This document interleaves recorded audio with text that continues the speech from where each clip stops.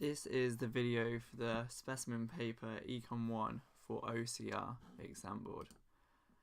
There are 15 multiple choice questions for this section, and I'm going to go through them in lots of 5.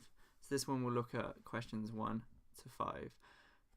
Question 1 starts off with, which of the following describes a free good?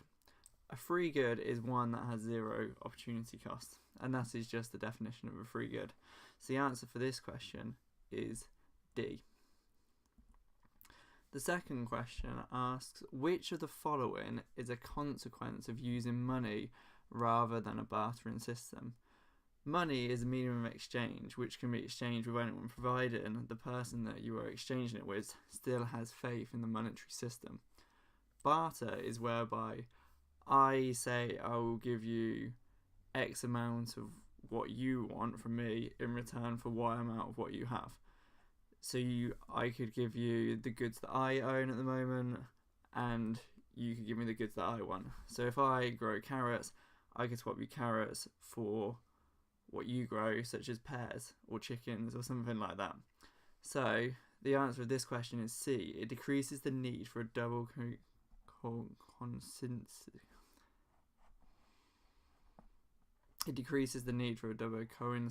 of wants. For example, we don't have to agree on how many pears is equivalent to a chicken. We can just give over some money that can then be used anywhere. Question 3 asks, which of the following, according to traditional economic theory, is it assumed that a firm will seek to maximise? We always assume that firms seek to maximise profit and consumers maximise utility. Therefore, the answer to this question is D. Question 4 asks, which of the following features of a market economy?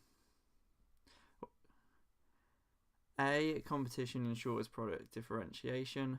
B. Consumers' preferences determine the allocation of resources. C. Producers aim to maximise positive externalities. D. Resources are allocated through the planning mechanism. A is wrong because competition doesn't necessarily mean that our products will be differentiated. C. Producers will aim to maximise their own private benefit. They won't necessarily think about the externalities of their production or the externalities produced in consumption. D. Resources are allocated through the planning mechanism. That isn't the case. So B. Consumer preferences will determine the allocation of resources. Consumers' preferences will be shown through the demand curve. So we'll have different demand curves for different goods, and if there's a higher demand curve for a certain good, then it assumes that individuals prefer that good and more resources will be used to create that good than the other good where there is lower demand. So the answer for that question is B. Question 5 says, an economy is allocatively efficient when A. The marginal private benefit of consumption equals the marginal social benefit.